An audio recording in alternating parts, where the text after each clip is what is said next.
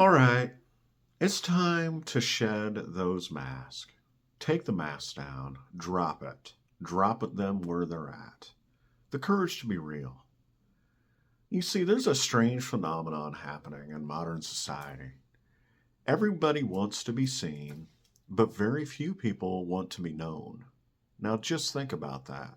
We live in a world where people can share pretty much anything at any time, from their political opinions to their workout routines to inspirational quotes, and heck, even their dog's birthday parties. Yet many people have never actually sat quietly and asked, who am I when nobody is watching? Because that question is horrifying, terrifying, and not because the answer is bad, but because the answer might be buried under years of expectations, fears, and other people's opinions. For the last two parts of this series, we've explored why society rewards appearance over authenticity. We've talked about the mask we wear, the professional mask, the I have everything together mask, the I'm fine mask, the I don't care what people think mask, usually worn by people who absolutely care what people think. Human beings are hilarious contradictions. We'll say, I don't need anybody's approval, then check our phones 17 times to see if anyone liked our comment. And yes, I've been checking the likes on my videos. We are complicated creatures. We are spiritual beings with anxiety apps installed. The question is, how do we take the mask off? How do we stop performing and start living? Because here's the uncomfortable truth. The mask usually isn't removed because we suddenly become brave. The mask comes off because eventually we become exhausted from carrying it. It's outlived itself. There comes a moment where pretending becomes more painful than being honest, and that moment can become the doorway to transformation. So, step one, stop lying to yourself. Yeah, stop it. The first step towards authenticity is brutal honesty, not cruel honesty, not the kind of honesty where someone says, I'm just being honest, and then proceeds to emotionally throw a chair through your window. That's not honesty. That's aggression wearing a fake mustache. Real honesty is different. Real honesty is sitting with yourself and asking, what am I avoiding? What truth have I been negotiating with? What part of myself am I hiding because I'm afraid it won't be accepted? Those questions are uncomfortable, aren't they? But growth rarely begins with comfort. We know this. A seed doesn't become a tree because it stays cozy underground forever. Eventually, it has to break open. And yes, breaking open is a terrible marketing strategy. Nobody puts that on a motivational poster, by the way. Dream big, work hard, completely fall apart first. But transformation often begins in the cracks, doesn't it? Step two, identify which mask you're wearing. Most people don't have one mask. We have a whole collection, like emotional Halloween costumes, the perfectionist mask, the rescuer mask, the comedian mask, the intellectual mask, the I don't need help mask. That's a big one. The I'm tougher than I really am mask. And sometimes the most dangerous mask is the one that looks the strongest. Because some people have mastered the art of appearing invincible while quietly bleeding internally. They become everybody's emergency contact, but have nobody they can call when they need help. They become the person who saves everybody else while ignoring their own house burning down. That's not strength, that's survival. There is a difference. Step three, stop needing approval of the crowd. Big one here, right? One of the greatest prisons humans build is a prison of public opinion. We spend so much energy and time trying to manage how people see us. But here's the problem. You cannot control someone else's perception of you. You could be the kindest person in the world and someone will misunderstand you. You could do everything right and someone will still criticize you. You could save someone's life and someone else will complain you didn't do it fast enough. Welcome to humanity, a place where people will argue about the correct way to argue. The crowd is unpredictable. So why build your identity on something so unstable? Ancient philosophers understood this. The Stoics taught that peace comes from focusing on what is within your control. You cannot control applause. You cannot control criticism. You cannot control everybody's opinion, but you can control your own character, your choices, your integrity, your response.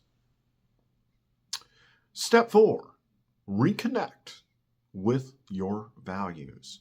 Authenticity requires knowing what actually matters to you, not what impresses people, not what gets attention and likes and clicks, not what looks good on a resume, but really what matters. Because many people aren't chasing their dreams, they're chasing a version of success they were handed by somebody else. They spend years climbing a ladder, only to discover it was leaning against the wrong building. That's a painful realization, but it's also a powerful one. Because once you realize you're climbing the wrong ladder, you can finally choose a better direction. Can't you? Ask yourself, what kind of person do I want to become? Not, what do I want people to think about me? Those are completely different questions. One creates character, the other creates a performance. Step 5, practice authenticity in small moments. People think authenticity is some dramatic spiritual awakening, a lightning bolt, a mountain retreat, a dramatic movie scene where you stare into the sunset and suddenly understand all there is to know. Sometimes it happens that way. Most of the time, no. It happens in boring moments. You know, the ordinary. You say no when you mean no. You apologize when you're wrong. You admit you don't know something. You stop pretending you enjoy things you secretly don't like or hate. You have a conversation you've been avoiding. You set a boundary. You tell the truth. Small moments, small choices, small acts of courage. That is how a life gets rebuilt, brick by brick. One moment, one step at a time. Here's the spiritual side of authenticity. Many traditions share a familiar message. The journey is not about becoming someone else. It's about removing what blocks you from becoming who you truly are. The ego wants to create an image. The soul wants to experience truth. The ego asks, how do I look? The soul asks, how do I live? The ego wants applause. The soul wants alignment. The ego wants to win the comparison game. The soul wants peace. And sometimes the hardest battle is not defeating an enemy outside of us, it is confronting the false self we created to survive. Here's a wonderful part, though. There's great freedom in being real. The beautiful thing about authenticity is that it is incredibly freeing because once you stop performing, you stop needing constant validation. You stop exhausting yourself trying to convince everybody that you're worthy. You stop chasing people who only love the version of you that makes them comfortable. You begin attracting relationships built on reality instead of performance. And here's the greatest irony of them all. The moment you stop trying so hard to impress everyone, you often become more impressive because people are drawn to what is real. Not perfect, real. So maybe the goal isn't to become a better performer. Maybe the goal is to become a more honest human being. Maybe the goal isn't creating a perfect image. Maybe the goal is creating a meaningful life. Because at the end of the day, nobody is going to remember your carefully curated image, all the highlights. They will remember your presence, your kindness, your courage, your honesty, the way you made them feel, that time you sat with them when nobody else was around.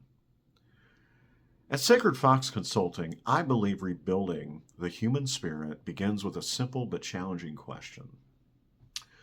Who are you when nobody else is watching? That's what authenticity is. Because that person, the imperfect person, the growing person, the person beneath the mask, that is where your real life begins. You don't have to become someone else. You don't have to perform your way into worth. You don't have to earn your right to exist. You simply have to have the courage to come home to yourself. Remove the mask, face the truth, rebuild from the inside out. Because authenticity isn't about becoming a different person, it's about finally having the courage to become who you were meant to be all along. This is Sacred Fox Consulting. Spiritual coaching on the ground level, delivered with humor, honesty, and practical tools for rebuilding, recovering, and rising with spirit. Thank you, and I'll see you next time.